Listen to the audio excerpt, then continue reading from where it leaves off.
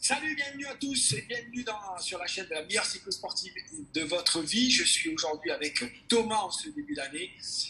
Salut Thomas. Salut Nico, bienvenue sur la chaîne Mon Coach de Natation et merci d'être avec moi Nico. Je suis très content, c'est notre seconde vidéo sur le sujet. Cette fois-ci, on va parler de comment perdre du poids et en même temps gagner de la force. Donc gagner de la force, oui, quelle que soit l'épreuve. Ouais, vas-y, je t'en prie.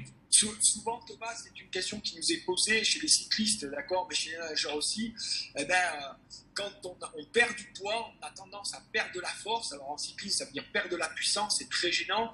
En vélo, en natation, forcément, sur la nage, si on perd un peu notre énergie, hein, notre puissance, on va avancer moins, ou alors les séances, quand elles sont plus longues, on a tendance à baisser de rythme, on perd énormément de temps au 100 mètres, c'est déprimant. Et voilà, on a cet a priori-là parce que dans le schéma collectif, perdre du poids, ça veut dire manger de la salade, ne rien manger, donc effectivement on perd du poids, mais on perd aussi du muscle. Et pourtant, c'est possible de faire exactement l'inverse, de perdre du poids en prenant de la force et même en prenant du muscle.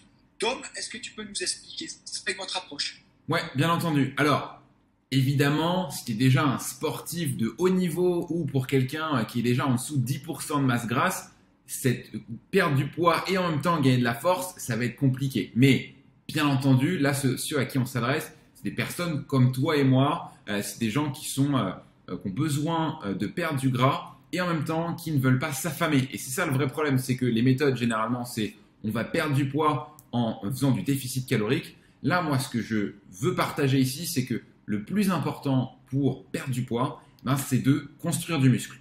Parce que la plupart du temps, on se dit oui, pour perdre du poids, je vais faire du sport. Si je m'entraîne plus, je fais plus de sport, du coup, je vais dépenser plus de calories. Sauf que si on fait le compte à la fin de la semaine, même si tu t'entraînes relativement beaucoup, on va dire 10-15 heures par semaine, ça représente moins de 10% du temps total de ta semaine. Alors que si tu te concentres sur comment dépenser davantage de calories avec un métabolisme qui est plus puissant en construisant du muscle, tu vas être capable de dépenser davantage de calories sur les 90% du temps du reste de la semaine. Et forcément, c'est mathématique, tu vas avoir beaucoup plus de résultats de cette manière-là. Oui. Par contre, c'est important de préciser, Thomas, qu'il y a une façon de faire du sport qui augmente le métabolisme. Il y en a un qui le diminue. Il y en a une façon de faire du sport qui fait gagner de la puissance, de la force. Il y en a une qui l'affaiblit. Je dis ça parce que les cyclistes qui nous écoutent savent très bien que si on fait du sport pendant des heures et des heures et des heures en roulée, ça va affaiblir en réalité le métabolisme. On va faire de la fonte musculaire, on va avoir des muscles très fins, d'accord, et on va perdre de la masse musculaire et ça va affaiblir notre métabolisme. On va être plus fatigué et on va même pas perdre du poids, d'accord. Donc c'est pour ça qu'il y a des gens qui roulent beaucoup, qui sont étonnés de ne pas perdre du poids. Je pense que c'est la même chose en natation d'ailleurs. Par contre, faire du sport intensif, donc assez court, d'abord ça prend peu de temps dans notre emploi du temps et c'est pas négligeable, c'est facile à faire. Moi j'adore vraiment la séance que tu présentes dans ton e-book, là on va en profiter pour dire qu'il faut le télécharger, mais tu présentes une séance qui est courte, rapide, amusante, hyper efficace et qui permet vraiment de gagner de la force.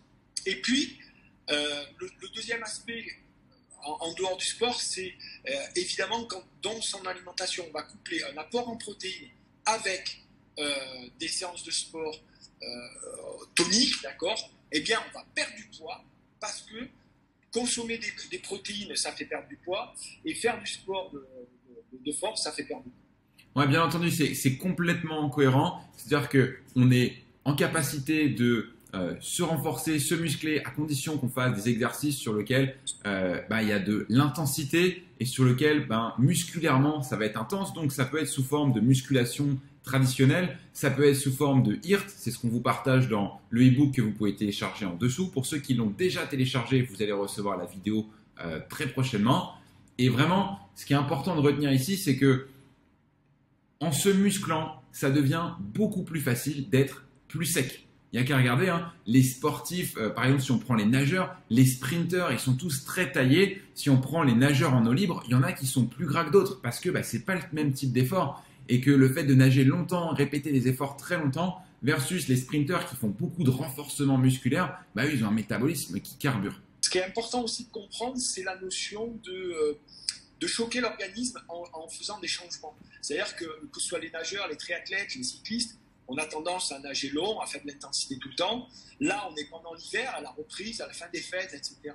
Ben, c'est bien de choquer un peu son organisme en s'entraînement différemment, c'est-à-dire très court et très intense. Ça va être extrêmement bon pour votre endurance. Vous avez en endurance aussi comme ça. Ça va être extrêmement bon pour votre vitesse d'endurance, c'est-à-dire que vous n'allez pas être un gros diesel qui avance à 2 à l'heure pendant des heures, machin.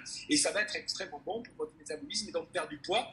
De choquer sur une période courte, hivernale, peut-être sur quelques semaines, de faire un entraînement qui est différent. Ça ne veut pas dire arrêter tous les entraînements d'endurance, mais en complément à ça, faire 2, 3, 4 séances de HIIT qui sont hyper courtes dans la semaine. Ça va vraiment vous apporter une pêche, un dynamisme, ça va stimuler votre système hormonal, on en a parlé dans la dernière vidéo. Hein.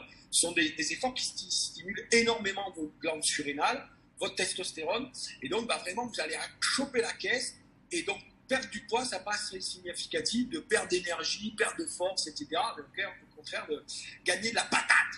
Voilà, et pour ceux justement qui sont des grands fans du déficit calorique et qui disent voilà, il faut manger moins et dépenser plus, voilà, un bon moyen de dépenser plus justement, c'est de faire ces exercices-là avec de la résistance, d'augmenter sa masse musculaire. Et là, on entame vraiment un cercle vertueux, on augmente sa production hormonale et on va vraiment être en capacité de devenir plus sec et de garder cet état de forme où on est plus sec, on est en meilleure forme. Vraiment parce que on construit des fondations qui sont solides sur lesquelles on va pouvoir capitaliser pendant de longues années. Alors pour ceux qui ne l'ont pas encore fait, c'est maintenant, il faut télécharger l'e-book de Thomas de Papa Eat Shape. J'adore votre nom, il est génial, d'accord. Je me sens un papa tout à fait affûté, c'est pour moi. Et donc il faut le télécharger. Puis ceux qui l'ont déjà téléchargé, normalement vous allez dû voir la vidéo avec Thomas et faites cette séance. Moi je l'ai fait plusieurs fois. Encore une fois, je le redis, mais elle est sympa, elle est simple, elle est rapide et elle est ultra efficace. Et bon, vous amusez, voilà. Moi j'ai changé un peu les exercices, on fait des exercices différents à chaque fois, mais une petite pyramide comme ça, où au début on se dit, tiens, ça va, c'est facile. À la fin, ça pique un peu, et à la fin, on n'en peut plus, mais on se dit, mais c'est bon, c'est presque fini, là, on y arrive. Donc, yes. Bon, après on se dit, quand même, j'en ai fait 5, quoi. C'est pas mal. Merci Nico. Exactement, cette année, pour les bonnes résolutions, si tu voulais vraiment avoir des résultats, et qu'aujourd'hui tu ne fais que de l'endurance dans ta semaine, que tu ne fais pas de musculation, de renforcement musculaire, que tu ne cherches pas à avoir des plus gros muscles, voilà, prends cette résolution, commence maintenant, ça va vraiment t'aider à perdre du poids et à sécher. Et à 50 ans, tu peux être encore pas mal, quoi. Et exactement, et quel que soit ton âge, c'est possible de gagner du muscle. Ne laisse pas les autres te dire le contraire. Ciao, ciao.